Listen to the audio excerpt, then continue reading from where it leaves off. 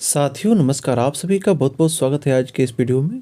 दोस्तों आज के इस वीडियो में हम लोग बिहार शिक्षक भर्ती और अन्य किसी भी परीक्षाओं के लिए जो उपयोगी टॉपिक रहते हैं, जो जीएस पोर्शन से पूछे जाते हैं अक्सर, उसके लिए हम लोग बात करेंगे इस वीडियो में। और साथियों, जैसा कि आप सभी को मैं पहले भी बता चुका हूं कि अगर आप हमारे चैनल पर नए हैं तो चैनल को ज़रूर सब्सक्राइब कर लीजिएगा, क्योंकि आपको यहाँ पे हमारे इस चैनल के माध्यम से आपको सारे सेक्शन से आपको प्रश्न और प्रैक्टिस हर तरह के मिलते रहेंगे जो आपके एग्ज़ाम में उपयोगी हो सकते हैं। तो साथियों, मैं आपको वीडियो के शुरू में ही बता दे रहा हूँ कि हमारे आसपास अभी मैं जहाँ पे हूँ कुछ छोटे छोटे बच्चों का आवाज़ वगैरह आपको डिस्टर्ब कर सकता है, उसके लिए मैं माफ़ी चाहूँगा। चूँकि वीडियो में ऑलरेडी लेट हो रहा था, जिसको लेकर के मुझे लगा कि नहीं, हर हाल में आप सभी को कंटेंट देना चाहिए। कंटेंट मैं धीरे धीरे आप सभी के लिए रेडी कर रहा हूँ।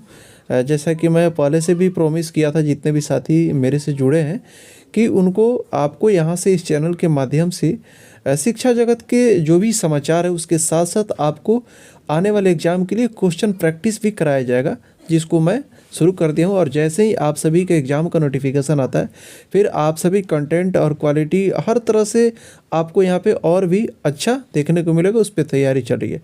तो साथियों, अगर आपको किसी भी तरह से अगर किसी तरह का डिस्टर्बेंस हो तो उसके लिए मैं फिर से आपसे उसके लिए सॉरी बोल रहा हूँ। लेकिन आप चलिए अब कंटेंट हम लोग देखते हैं क्या आया है। मैं अपने तरफ से बहुत ही शानदार मटेरियल आपके लिए लाया हूँ, जो आपके साथ, जैसा कि आप सभी को पता है कि संगीत की जो प्रैक्टिस है वो ऑलरेडी होती है, उसके साथ साथ अब हम लोग जीएस पोर्शन को भी देखते जाएंगे और तमाम सब्जेक्ट को भी देखते जाएंगे, जहाँ से आपको एग्ज़ाम में सफलता मिल सके। तो अगला क्वेश्चन, हम लोग का पहला प्रश्न है, 2001 की जनगणना के अनुसार बिहार की जनसंख्या कितनी है? तो 2001 की जनगणना के अनुसार बिहार की कितनी जनसंख्या, हम लोग का ऑप्शन है। अब देखिए, हम लोग ऑप्शन नहीं पढ़ेंगे, डायरेक्ट आंसर और उसके बारे में कुछ एनालिसिस भी मैं इस वीडियो में लेकर के आऊँ। चूँकि ऑप्शन भी पढ़ेंगे हम लोग तो वीडियो का जो लेंथ है वो लंबा हो जाएगा। तो हम लोग का प्रश्न है, 2001 की जनगणना के अनुसार बिहार की जो जनसंख्या है वो हम लोग का कितना है? 83 मिलियन। हम लोग डायरेक्ट आंसर को देखेंगे और उसके बारे में थोड़ा सा हम लोग देख लेंगे। प्रश्न क्या था हम लोग का? 2001 की जनगणना के अनुसार बिहार की जो जनसंख्या था वह 83 मिलियन था। ठीक है, जैसा कि आप सभी को पता है 1 मिलियन में कितना होता है? 10 लाख होता है। तो 83 में 10 लाख से आप गुना कर लेंगे, फिर आपको डाटा मिल जाएगा। ये आपकी बिहार का मैप रहा। ठीक है, थोड़ा सा रिव्यू करने के लिए आप सभी के सामने इसको मैं दिखा दिया हूँ।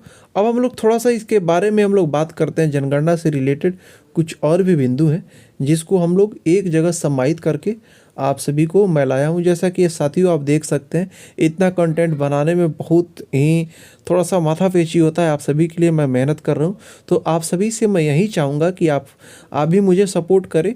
अगर वीडियो अच्छा लग रहा हो तो दोस्तों में और ज़्यादा इसको प्रमोट करें, ताकि मुझे भी मोटिवेशन मिले और आपके लिए मैं काम कर सकूं।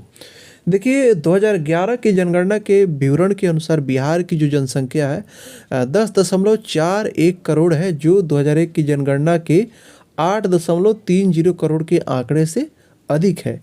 ठीक है, अभी वर्तमान में ऐसा यह अनुमान है कि 12 करोड़ प्लस जनसंख्या बिहार का है, लेकिन ये 2011 की जनगणना के अनुसार 10.41 करोड़ है, जो कि 2001 की जनगणना के 8.30 करोड़ के आंकड़े से अधिक है। वहीं 2011 की जनगणना के अनुसार बिहार की कुल जनसंख्या लगभग आपका ये कितना संख्या? 10,40,99,452 है, जिसमें पुरुष और महिला क्रमशः आपकी ये 5,42,000 समथिंग और 4,00,000 यहाँ पे 98,000 समथिंग। ये आप डेटा एक्यूरेट दिया गया, आप इसको कॉपी में नोट कर सकते हैं। ठीक है, अगला क्वेश्चन है, 2001 में कुल जनसंख्या, आपका जो कुल जनसंख्या है आप यहाँ पे डेटा देख सकते हैं, और ये 2001 के अनुसार है 8,29,00,000 समथिंग, जिसमें पुरुष की संख्या इतना है आप देख सकते हैं, और जबकि महिलाओं की संख्या इतना है। आप इसको नोट करके काउंट करके देख सकते हैं। ठीक है, थोड़ा सा हम लोग जो भी मटेरियल है, चूँकि बहुत ज़्यादा कंटेंट है, या जो मैं अभी आपको लेकर के 23 या 25 पेज में पूरा आपका कंटेंट है, इसको पढ़ाते पढ़ाते हो सकता है वीडियो का लेंथ भी लंबा हो जाए, या 2-3 पार्ट में भी मुझे करना पड़ सकता है। जैसा भी होगा, हम लोग पहले शुरू करते हैं फिर देखते हैं। इस दशक में कुल ये अगला पॉइंट है, इस दशक में, यानी कि इस दशक में कुल जनसंख्या वृद्धि 25.42% थी, जबकि पिछले दशक में, दशक का मतलब क्या होता है, पिछले 10 साल, ठीक है, और इस दशक का मतलब कि इस 10 साल में, ठीक है, तो कितनी की जनसंख्या वृद्धि है, 25.42% है यह, और पिछले दशक में 28.43% थी, ठीक है।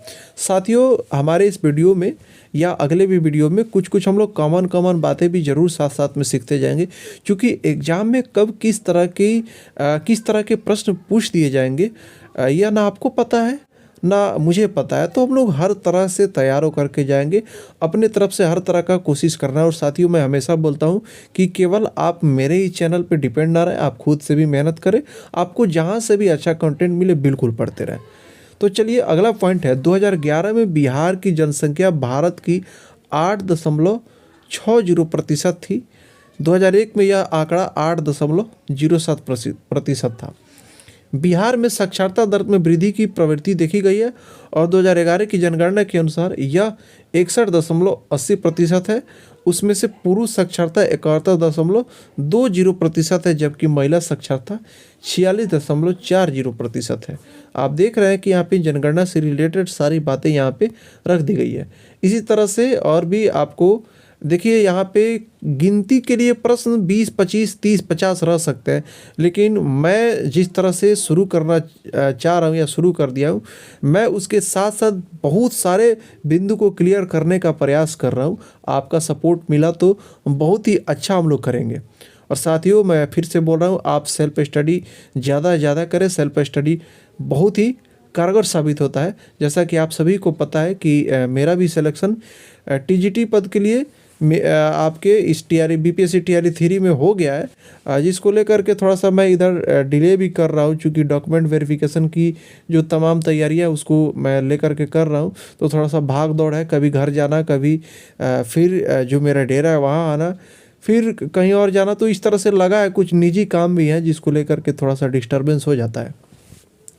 अगला पॉइंट है, वास्तविक संख्या में बिहार में कुल साक्षर, आप यहाँ पे डेटा देख सकते हैं, जिनमें पुरुष इतना और महिलाएं इतना है। आप इसको देख सकते हैं, नोट करते जाइए आप कॉपी पे, ठीक है।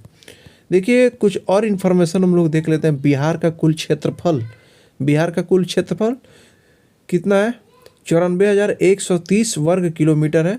बिहार का घनत्व आपका 1,106 प्रति वर्ग किलोमीटर है, जो राष्ट्रीय औसत 382 प्रति वर्ग किलोमीटर से अधिक है। 2001 में बिहार का घनत्व 881 प्रति वर्ग किलोमीटर था, जबकि 2001 में राष्ट्रीय औसत 324 प्रति वर्ग किलोमीटर था। साथियों, आप सेल्फ स्टडी अगर करके फिर मेरा वीडियो देखते रहेंगे, जैसे कि आप अपने से भी खुद से भी पढ़ेंगे और उसके बाद में भी साथ साथ वीडियो देखेंगे, तो आपको ज़्यादा बेनिफिट देगा।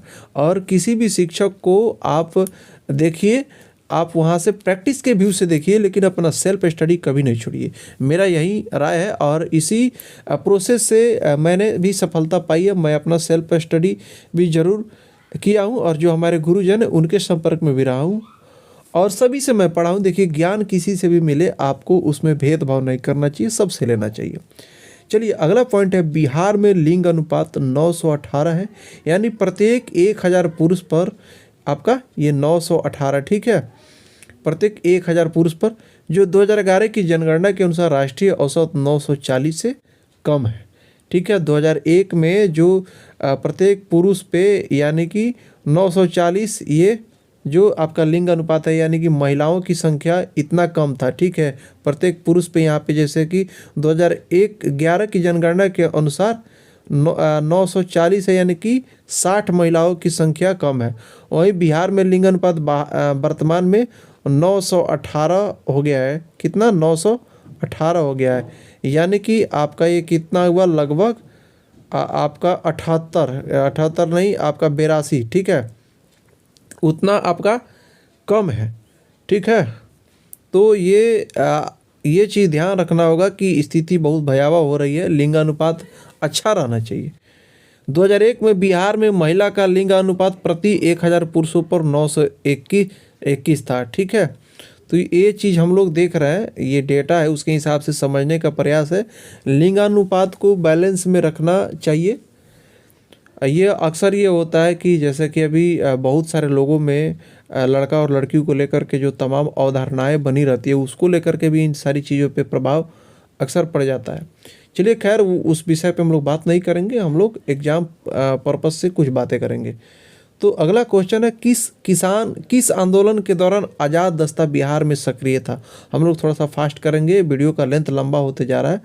तो इसका जो आंसर हो जाएगा किसान क्या हो क्या किस आंदोलन के दौरान आज़ाद दस्ता बिहार में सक्रिय था, यानी कि आज़ाद दस्ता बिहार में कब सक्रिय था।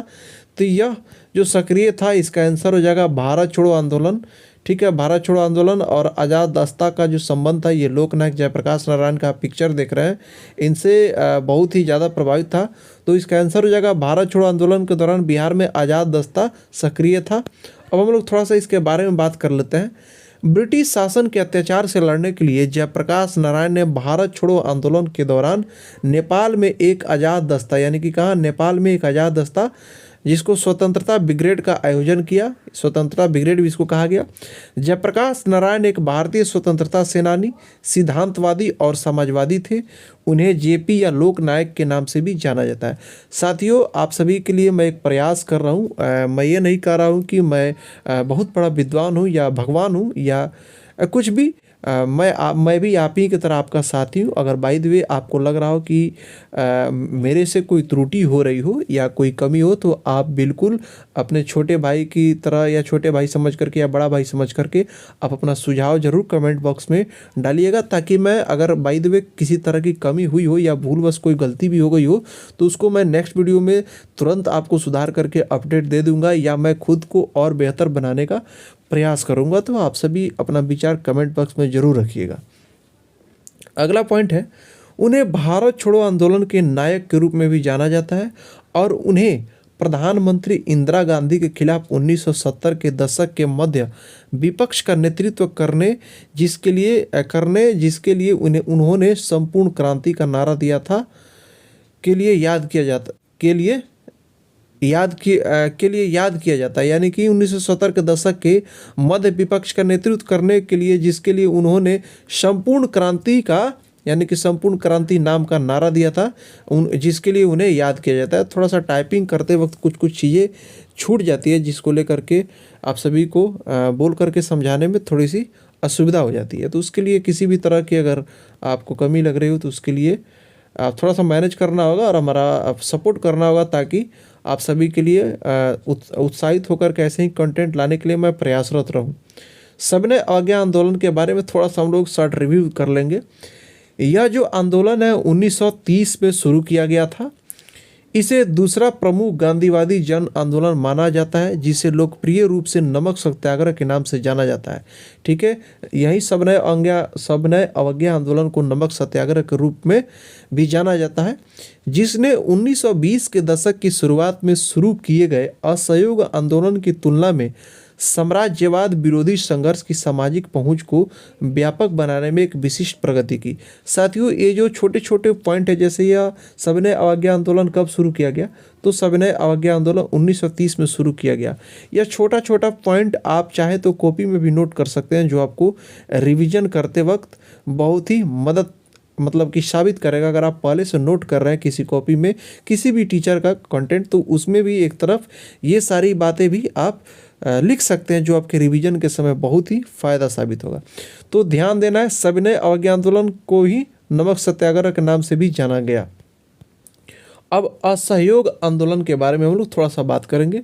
सितंबर 1920 से फरवरी 1922 तक महात्मा गांधी और भारतीय राष्ट्रीय कांग्रेस के नेतृत्व में असहयोग आंदोलन को भारतीय स्वतंत्रता आंदोलन में एक नई जागृति का प्रतीक माना गया। यानी कि कब 1920 में सितंबर से फरवरी और 1922 तक महात्मा गांधी और भारतीय राष्ट्रीय कांग्रेस के नेतृत्व में असहयोग आंदोलन को भारतीय स्वतंत्रता आंदोलन में एक नई जागृति का प्रतीक माना गया।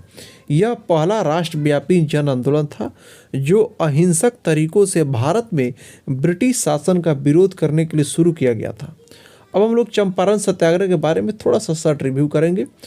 चंपारण सत्याग्रह 19 अप्रैल 1917 से शुरू किया गया था। यह गांधी का पहला सत्याग्रह आंदोलन था और बिहार में नील की फसल के उत्पादन के खिलाफ एक किसान का विद्रोह था।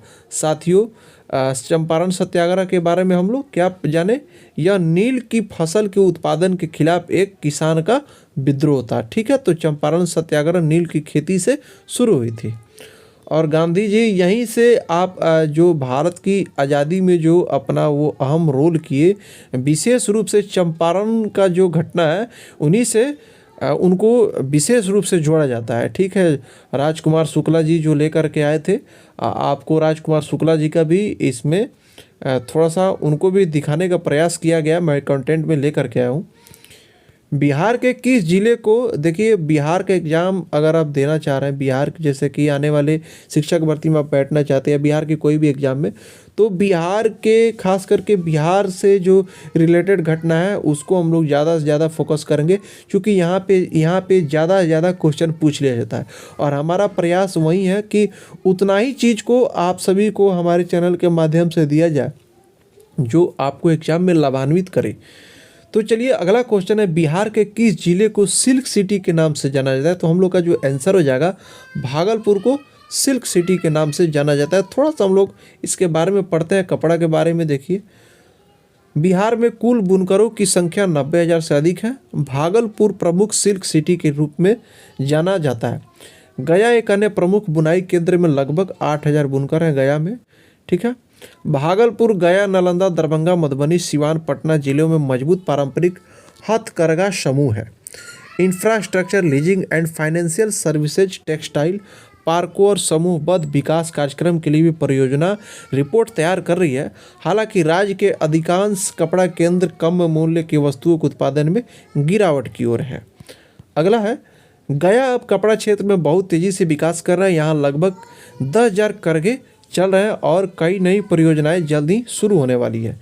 तो यहाँ पे आप देख रहे हैं कंटेंट में आपको थोड़ा सा इसको करेंट अफेयर्स के रूप में भी कुछ चीज़ें भी यहाँ पे आपको डाली गई है और हमारे चैनल के माध्यम से आपको हर तरह के कंटेंट मिलेंगे, वही कंटेंट मिलेंगे जो आपके एग्जाम पर्पस से गेस टाइप के रहेंगे। ठीक है, तो बिहार के किस जिले में सोने का सबसे बड़ा भंडार है? अगला क्वेश्चन है, तो बिहार के किस जिले में सोने का सबसे बड़ा भंडार है? यह क्वेश्चन बिल्कुल पूछा जाता है अक्सर। ठीक है, और आगे भी पूछा जा सकता है। बिहार के किस जिले में सोने का सबसे बड़ा भंडार है? हम लोग आंसर देखेंगे इसका, जमुई। ठीक है, जमुई में सबसे ज़्यादा सोने का भंडार है। तो जो साथी जमुई से हैं वो ये ध्यान रखेंगे, आपका ज़िला सबसे अमीर है। मतलब कि क्वेश्चन के हिसाब से कह सकते हैं, एक मजाकिया व्यू में मैं बोला हूँ। बिहार के किस जिले में सोने का सबसे बड़ा भंडार है? यह सच्चाई भी है। सोने का भंडार या बिहार सरकार को खनन करके इसका उपयोग करना चाहिए बिहार को समृद्ध बनाने में। तो जमुई के जो साथी हैं, आप जान जाइए आपका जो जिला है सोने के भंडारण में सबसे ज़्यादा आगे है। बिहार में सोने का भंडार, सोना एक कीमती खनिज है जिसका उपयोग आभूषण और अंतर्राष्ट्रीय मुद्रा के रूप में किया जाता है। इसका दंत चिकित्सा और नक्काशी में भी उपयोग किया जाता है। ठीक है, गया, नालंदा और जमुई जिले में सोने के भंडारण है। जमुई के अलावा गया में भी, नालंदा में भी माना गया है। ठीक है, राष्ट्रीय खनिज सूची के अनुसार देश में आप यहाँ पे देख सकते हैं डेटा, देश में 1.4.2 यानी कि तक ये आपको मैं इसको पॉइंट पढ़ रहा हूँ।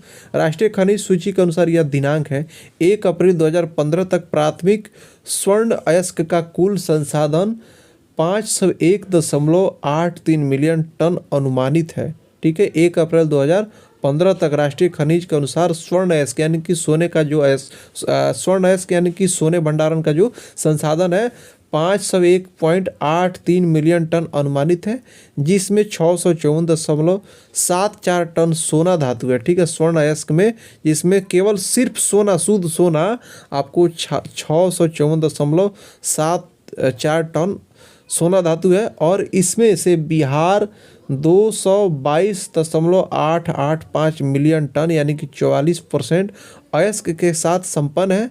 37.6 टन धातु है।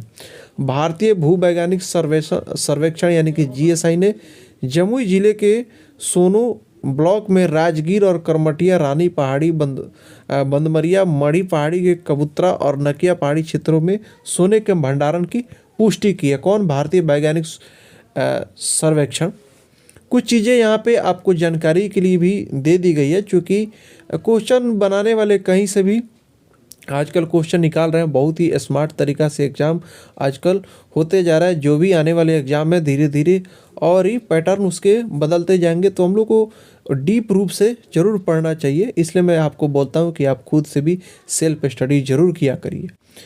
अगस्त 2021 में भारतीय खान ब्यूरो द्वारा जारी राष्ट्रीय खनिज सूची के आंकड़ों के अनुसार भारत में सोने का भंडार 501.83 मीट्रिक टन होने का अनुमान है। भारतीय भूवैज्ञानिक सर्वेक्षण खनिज समृद्ध क्षेत्रों का पता लगाने के लिए सोने सहित विभिन्न खनिज वस्तुओं का भूवैज्ञानिक मानचित्रण और खनिज अन्वेषण सर्वेक्षण करता है।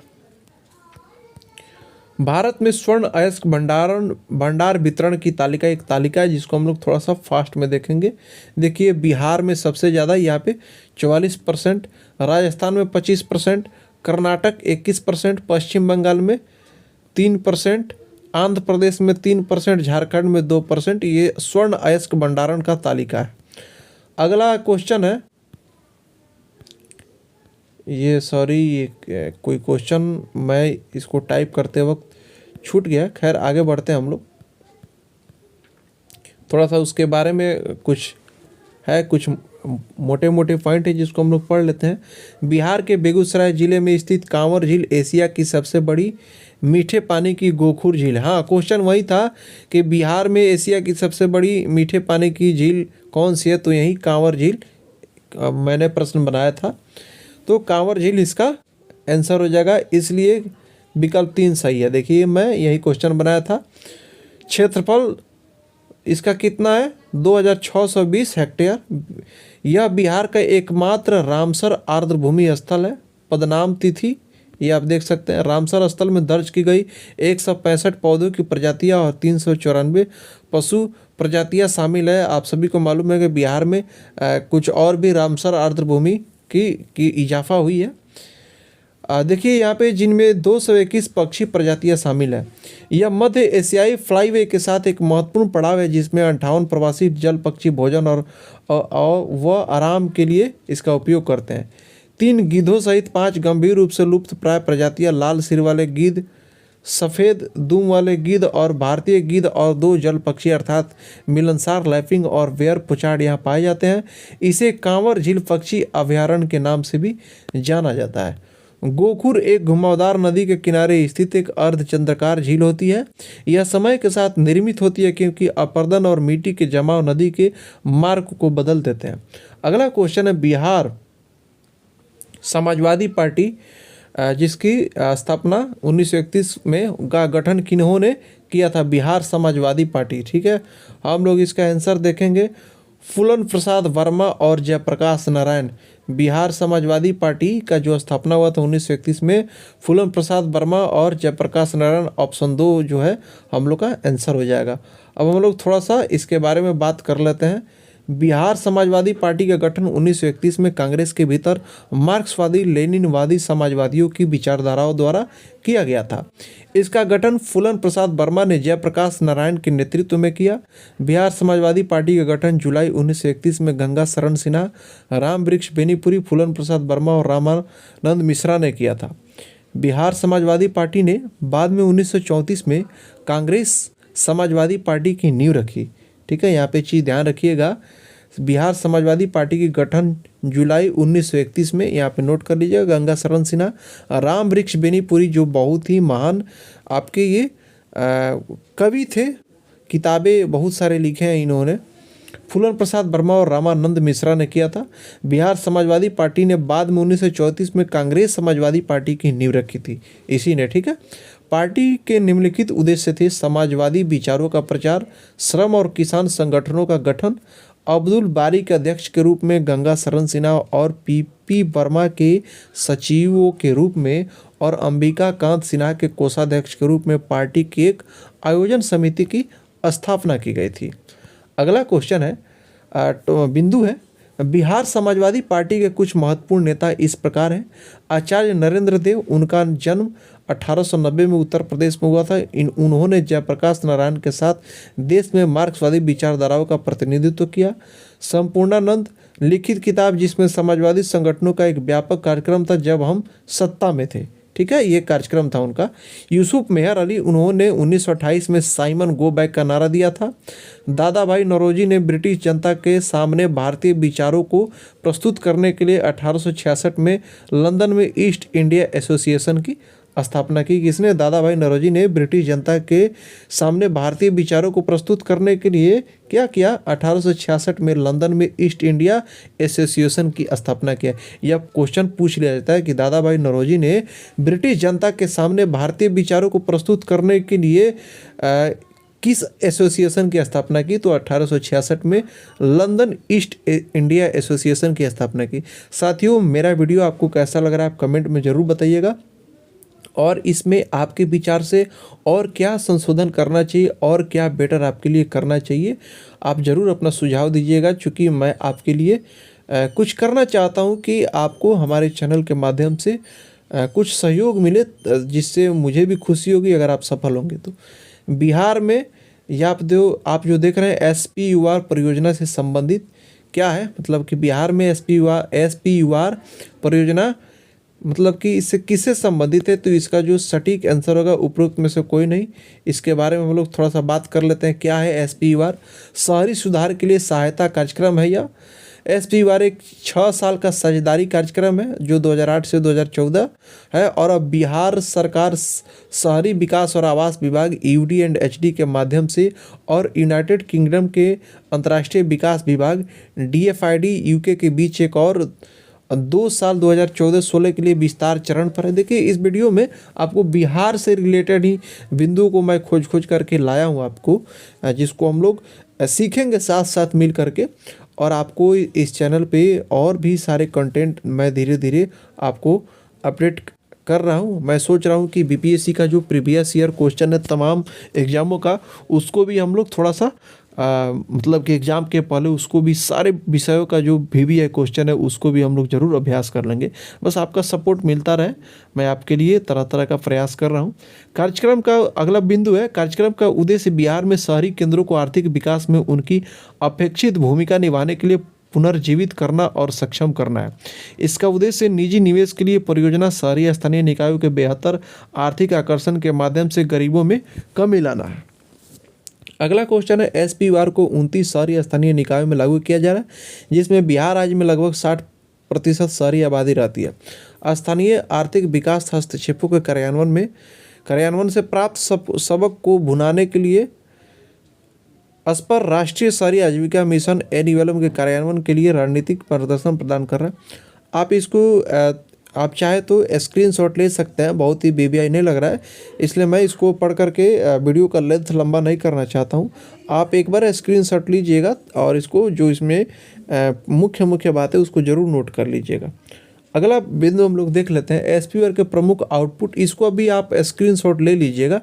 ठीक है, हो सकता है बहुत ही BBI मुझे नहीं लग रहा है, लेकिन कंटेंट मिला बिहार से रिलेटेड तो इसमें जोड़ दिया गया है। इसके उपलब्धियां हैं, केंद्रण भी है, तमाम चीज़ें हैं जिसको आप एक बार चाहे तो वीडियो पॉज करके पढ़ भी सकते हैं या स्क्रीनशॉट ले करके इसमें के जो मुख्य बातें आप जरूर कॉपी में नोट कर लीजिएगा। अगला क्वेश्चन हम लोग एक बार पॉज कर के आप देख सकते हैं, स्क्रीनशॉट भी देख सकते हैं। थोड़ा सा मैं इसको ऊपर नीचे कर दे रहा हूँ। चलिए, अगला पॉइंट हम लोग देखते हैं, बिहार राज्य के उत्तर पश्चिमी भागों में कौन सी भू आकृति है। इसका जो आंसर होगा सोमेश्वर पहाड़ी श्रृंखला। ठीक है, सही उत्तर सोमेश्वर पहाड़ी श्रृंखला हो गया। आपके इसके बारे में हम लोग बात कर लेते हैं। क्वेश्चन क्या था एक बार फिर से देख लेते हैं, BBI क्वेश्चन है ये। बिहार राज्य के उत्तर पश्चिमी भागों में कौन सी भू आकृतियाँ, यानी कि क्वेश्चन पूछ सकता है बिहार राज्य के उत्तरी पश्चिमी भागों में कौन सी भू आकृतियाँ हैं, तो सोमेश्वर पहाड़ी श्रृंखला आप कह सकते हैं। सोमेश्वर पहाड़ी श्रृंखला के बारे में हम लोग बात कर लेते हैं। भू आकृतियाँ बिहार राज्य के उत्तर पश्चिमी भागों में व्याप्त है सोमेश्वर पहाड़ी श्रृंखला। इस रेजिन में पहाड़ियों और घाटियों की एक अलग श्रेणी शामिल है। सभी उत्तर पश्चिम से दक्षिण दिशा में नेपाल सीमा के समानांतर है। इस श्रेणी की औसत चौड़ाई 406 किलोमीटर है। औसत उसकी सीमा की ऊंचाई लगभग 450 मीटर है, आप यहाँ पे देख सकते हैं। सबसे ऊंची चोटी सोमेश्वर किला 865 मीटर है। नदी द्वारा निर्मित कुछ प्राकृतिक दर्रे हैं। इस श्रेणी में अपेक्षाकृत युवा तलछटी चट्टानें जिनमें बलुआ पत्थर और कंकड़ महत्वपूर्ण है। अगला हम लोग देख लेते हैं थोड़ा सा कैमूर पठार के बारे में हम लोग थोड़ा सा बात करेंगे। आप देख रहे हैं क्वेश्चन के साथ साथ रिलेटेड जो बिंदु हैं उसको यहाँ पे जोड़ने का प्रयास किया गया है। यह जो वीडियो है बहुत लंबा हो जाएगा, मुझे लग रहा है कि इसको 2 पार्ट में करना होगा। खैर हम लोग देखते हैं जहाँ तक संभव होता है। कैमूर पठार, कैमूर पहाड़ी जिसे कैमूर पहाड़ी भी कहा जाता है, विंध्य पहाड़ी का पूर्वी भाग मध्य प्रदेश के जबलपुर जिले में कंटकी के पास से शुरू होता है और बिहार में सासाराम तक लगभग 300 मील यानी कि 480 किलोमीटर की दूरी के लिए पूर्व में चल रहा है। इसकी अधिकतम चौड़ाई लगभग 50 मील यानी कि 80 किलोमीटर। थोड़ा सा हम लोग फास्ट इसको करते हैं, पढ़ते जाते हैं। आप स्क्रीनशॉट लेकर के भी अच्छे से पढ़ लीजिएगा, पॉज करके भी आप जो इसमें का मुख्य बात है जोड़ लीजिएगा अपने कॉपी में। जबलपुर के उत्तरी भाग और दक्षिण पूर्व मैहर को पार करने के बाद सीमापुर की ओर मुड़ जाती है और रीवा से होकर गुजरती है। वहाँ यह सोन और आपको टोंस नदियों की घाटी को अलग करती है और उत्तर प्रदेश के मिर्ज़ापुर जिले और पश्चिम बंगाल के शाहबाद जिले में जारी है। अच्छा साथियों, आप सभी कमेंट करके ज़रूर बताइएगा कि कुछ VBI पुस्तक जो है, जो बहुत ही फेमस पुस्तक है, जो तमाम शिक्षकों के द्वारा भी रिकमेंड किया जाता है और एग्जामों में यहाँ से क्वेश्चन भी देखने को मिलता है। जैसे आपका लुसेंट भी बहुत ही फेमस किताब है, उसमें से भी मैं सोच रहा हूँ कि जो भी एग्ज़ाम पर्पस से, जो एग्ज़ाम के सिलेबस से जो बिंदु है, जो क्वेश्चन है, उसको भी अपने वीडियो में समाहित किया जाएगा। अगले वीडियो में जो भी आपके एग्ज़ाम तक आने वाले वीडियो उसमें समाहित किया जाएगा। कैसा रहेगा यह प्रयास, आप कमेंट में अपना विचार जरूर रखिएगा। मध्य प्रदेश में इस श्रेणी का एक विशिष्ट दांतेदार रूप है जिसमें केंद्रित चट्टानी संरचनाएं और उखड़ी हुई चट्टानें हैं। चट्टानों की एक निचली श्रृंखला द्वारा चिन्हित होने के कारण यह सीमा लगभग स्थानों पर गायब हो जाती है और यह कभी मैदान के कुछ हजार फीट से अधिक ऊपर नहीं उठती। रोहतास का खंडहर किला इन पहाड़ियों में स्थित है और पुरातात्विक अन्वेषणों ने बिहार में गुफाओं और आश्रय क्षेत्रों में अच्छी तरह से संरक्षित प्रागैतिहासिक रॉक कला और चित्रों को उजागर किया। नवादा पहाड़ी क्षेत्र, नवादा पहाड़ी क्षेत्र दक्षिण बिहार में मगध संभाग में स्थित है। नवादा पहाड़ी क्षेत्र के बारे में हम लोग पढ़ रहे हैं। यह 2492 किलोमीटर यानी कि आपका 962 वर्ग मील के क्षेत्रफल के साथ समुद्र तल से इसकी औसत ऊंचाई 80 मीटर है यानी कि 260 फीट। यह उत्तर भारत में नालंदा जिले से पूर्व में शेखपुरा, जम्मू जिले से पश्चिम में गया जिले से और जिले के दक्षिण से सीमा झारखंड राज्य के कोडरमा और गिरिडीह जिलों में द्वारा साझा की गई। राजगीर पहाड़ी क्षेत्र के बारे में थोड़ा सा पढ़ लेंगे। देखिए बिहार से रिलेटेड कितनी तमाम जानकारी आप सभी को इस वीडियो में मिल रहा होगा। थोड़ा सा हो सकता है आपको बोरिंग लग रहा होगा क्योंकि वीडियो का जो लेंथ है वह लंबा हो जाएगा, लेकिन साथियों विश्वास के साथ आप इस सारे बिंदु को नोट कर लीजिएगा। बहुत सारी जानकारी आपको बिहार से रिलेटेड हो जाएगी। राजगीर पहाड़ी मध्य बिहार राज्य उत्तर पूर्वी भारत के छोटे पृथक ऊपरी क्षेत्र। पहाड़ियों को उनकी प्राकृतिक सुंदरता और हिंदुओं, बौद्ध और राजैनियों के लिए एक ऐतिहासिक और धार्मिक केंद्र के रूप में जाना जाता है। किसको? राजगीर पहाड़ी क्षेत्र को, जहाँ पे आप सभी राजगीर घूमने फिरने के लिए जाते हैं, जो बहुत ही सुंदर जगह है। विशाल क्वार्टजाइट्स से बना यह निर्माण दक्षिण बिहार के मैदानों से तेजी से ऊपर उठता है। पहाड़ियाँ उत्तर पूर्व दक्षिण पश्चिम में लगभग 40 मील तक 2 समानांतर लकीरों में फैली हुई हैं, जो उत्तर पूर्व में एक संकरी घाटी को घेरती है जो धीरे धीरे दक्षिण पश्चिम की ओर खुलती है। उनके शिखर फ्लैट में वनवांछित द्वीपों से मिलते जुलते हैं जो मुख्य रूप से जलोढ़ तराई के आसपास की सुविधाहीन है। एक बिंदु पर पहाड़ियाँ समुद्र तल से 1272 फीट यानी कि 388 मीटर की ऊंचाई तक बढ़ जाती है, लेकिन सामान्य तौर पर वे शायद ही कभी 1000 फीट से अधिक होती है। ऐसे ही अच्छे कंटेंट के लिए साथियों एजुकेशन गैंगवे चैनल को जरूर सब्सक्राइब कर लीजिएगा। और अब मैं आपको बता दूं टेलीग्राम चैनल भी है जहां पे भी आप PDF वगैरह प्राप्त कर सकते हैं। टेलीग्राम चैनल पे भी मैं जल्दी ही रेगुलर हो जाऊंगा। इधर कुछ कारणों से मैं टेलीग्राम चैनल पे अपडेट रेगुलर नहीं था, लेकिन टेलीग्राम चैनल पे जल्दी आप सभी को सारे PDF में मिलते जाएंगे। आप वहाँ पे भी फॉलो जरूर कर लीजिएगा और आपका YouTube channel education gangway subscribe जरूर कर लीजिएगा। बिहार में पहला कांग्रेस सत्र कहाँ आयोजित किया गया था? तो इसका जो आंसर हो जाएगा, बिहार में पहला कांग्रेस सत्र कहाँ आयोजित किया गया था? आंसर आप सभी देख सकते हैं। कौन सा? पटना में आयोजित किया गया था। एजुकेशन गैंग में मैं फिर से बोल रहा हूँ, जरूर सब्सक्राइब कर लीजिएगा। 1912 में भारतीय राष्ट्रीय कांग्रेस ने, यह क्वेश्चन जो है VBI क्वेश्चन है साथियों, बिहार में पहला कांग्रेस सत्र कहाँ आयोजित किया गया था? तो इसको जरूर याद रखिएगा। बिहार में पहला कांग्रेस सत्र पटना में आयोजित किया गया था। अब हम लोग इसके बारे में थोड़ा सा बात कर लेते हैं। 1912 में भारतीय राष्ट्रीय कांग्रेस ने अपना 27वां अधिवेशन मध्य प्रांत और बरार के अमरावती से राव बहादुर रघुनाथ नरसिंह मुधोलकर की अध्यक्षता में बंकीपुर पटना में आयोजित किया। भारतीय राष्ट्रीय कांग्रेस की स्थापना 1885 में हुई थी।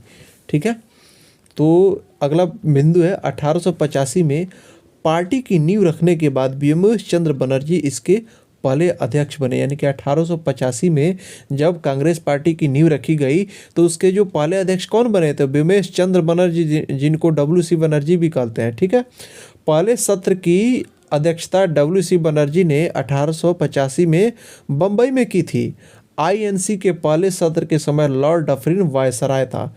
दूसरे सत्र की अध्यक्षता दादा भाई नौरोजी ने 1886 में कलकत्ता में की थी। यानी कि कलकत्ता के अधिवेशन में दूसरे सत्र की अध्यक्षता किसने किया था? दादा भाई नौरोजी ने। ठीक है, 1907 में सूरत अधिवेशन में नरमपंथियों और चरमपंथियों के बीच विभाजन रास बिहारी घोष की, कुछ लोग बोस भी बोलते हैं, की अध्यक्षता में हुआ था 1907 में सूरत अधिवेशन में। ठीक है, कृपया ध्यान दें कि सोनिया गांधी 1998 से 2017 तक यानी कि 19 वर्षों तक कार्यकाल में रहने वाली कांग्रेस पार्टी की सबसे लंबे समय तक की सेवा करने वाली अध्यक्ष है, 1998 से 2017 तक। ये चीज़ ध्यान रखिएगा। ठीक है, और सब्सक्राइब जरूर कर लीजिएगा। आपका चैनल है, आपके भाई का चैनल है, तो अगर आपका सपोर्ट मिलेगा तो और भी अच्छे अच्छे कंटेंट लाने के लिए मैं मोटिवेट रहूँगा। अगला क्वेश्चन है बुद्धू, 10वां नंबर क्वेश्चन है बुद्धू भगत के अधीन। और साथियों आप एक चीज़ ध्यान देख रहे होंगे, ये नंबरिंग का केवल क्वेश्चन है, लेकिन कितना कंटेंट इसके साथ है आप यहाँ पे देख सकते हैं। चूँकि वीडियो का लेंथ मुझे लग रहा है 40 मिनट के आसपास जरूर हो गया होगा, तो इसमें बहुत सारे कंटेंट आपको मिल रहा है। बुद्धू भगत के अधीन 1831 का कोल विद्रोह। ठीक है, देखिए क्वेश्चन पूछ सकता है कोल विद्रोह किनके मतलब कि साथ इसका रिलेट किया जा सकता है, किसके साथ संबंध जोड़ा जा सकता है? तो बुद्धू भगत। ठीक है, बुद्धू भगत के अधीन 1831 का कोल विद्रोह निम्नलिखित में से किस क्षेत्र में हुआ था? ठीक है, तो इसका जो आंसर हो जाएगा सिंहभूम। ठीक है, ऑप्शन 2 हम लोग का जो हो जाएगा सिंहभूम।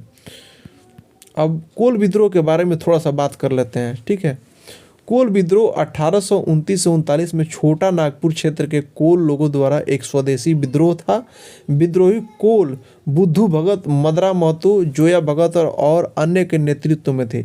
यहाँ पे क्वेश्चन के ऑप्शन में बुद्धू भगत, मदरा महतो, जोया भगत, अगर ये तमाम नाम रहे तो उसमें एक से अधिक आंसर हो जाएंगे। और अक्सर इस तरह के प्रश्न में एक से अधिक आंसर आजकल बीपीएससी में हो जा रहा है, तो ये चीज़ ऐसा ही नहीं लगा देना है। अगर आप पढ़े रहेंगे, डीप पढ़े रहेंगे, तब जा करके इस तरह का क्वेश्चन जो आएगा आप उसको कर सकते हैं। देखिए कोल विद्रोह आप शायद ही कोई सुने होंगे।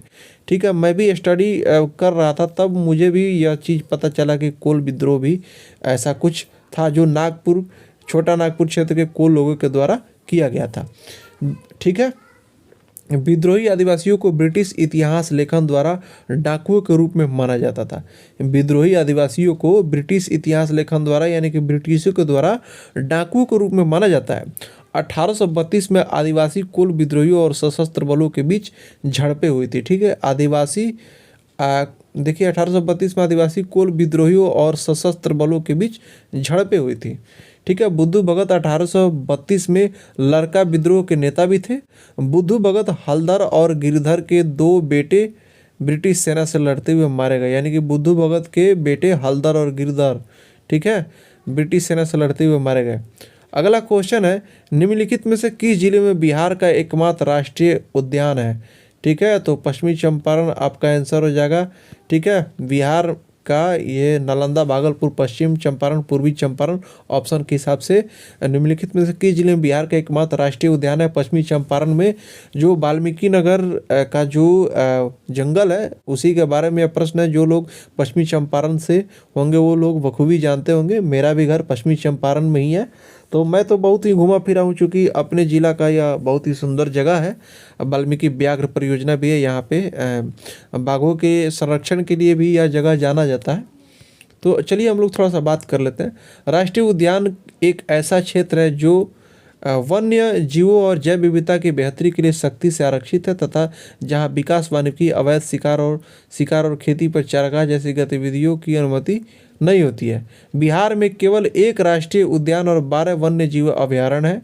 ठीक है, वाल्मीकि राष्ट्रीय उद्यान पश्चिमी चंपारण में वीटीआर वन क्षेत्र 899.38 वर्ग किलोमीटर क्षेत्रफल फैला हुआ है।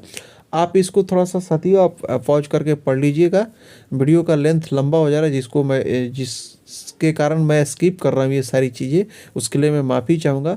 लेकिन मैं आप सभी को यह दे रहा हूँ, आप कमेंट ये जो है पॉज करके आप देख सकते हैं। मैं यहाँ पे स्क्रीन पे जो शो हो रहा है, आप स्क्रीनशॉट भी ले सकते हैं और अपने कॉपी में ज़रूर इसको नोट कर लीजिएगा। अगला है, बिहार से भारत की संविधान सभा का सदस्य कौन नहीं था। ऑप्शन जो आप देख सकते हैं, बिहार से भारत की संविधान सभा का सदस्य कौन नहीं था, तो इसका जो आंसर हो जाएगा उपरोक्त में से कोई नहीं, तो था कौन, इसके बारे में हम लोग थोड़ा सा बात कर लेते हैं। 3 मई 1934 को स्वराज पार्टी सम्मेलन में संविधान सभा के लिए पहली औपचारिक मांग की गई थी, जिसने श्वेत पत्र के प्रस्तावों को अस्वीकार कर दिया था।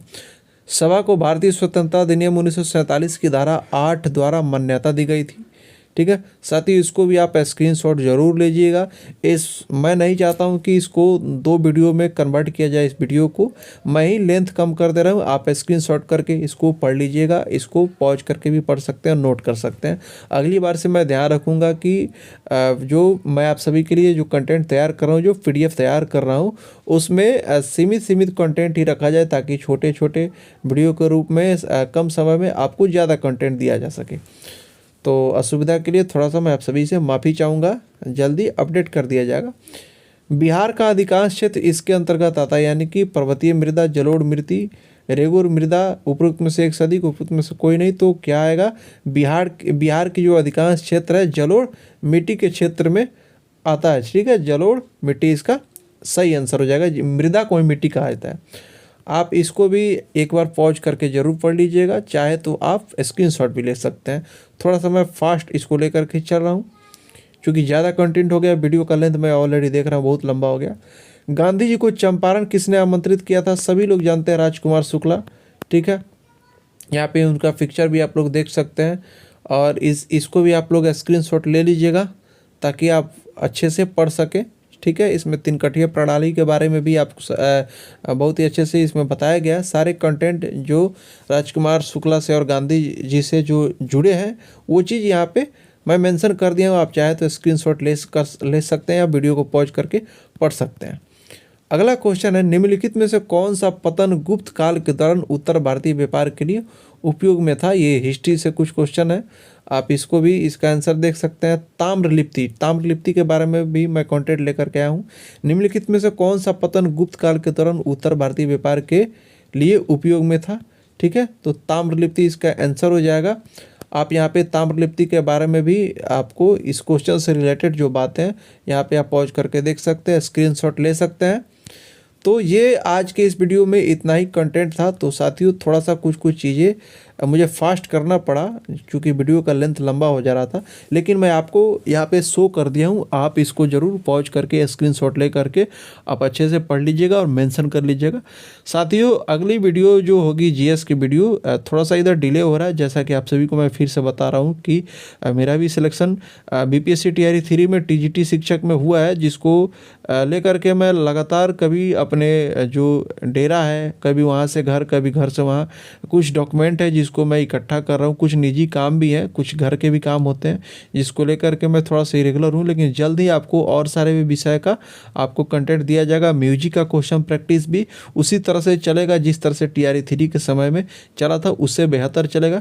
तो अगर चैनल पर नया है तो चैनल को जरूर सब्सक्राइब कर लीजिएगा, चूँकि इस तरह के कंटेंट आपको यहीं से मिलेंगे। तो चलिए साथियों, आज के इस वीडियो में हम लोग इतना ही रखते हैं, और नेक्स्ट वीडियो में और भी शानदार तरीके से हम लोग कंटेंट को देखेंगे।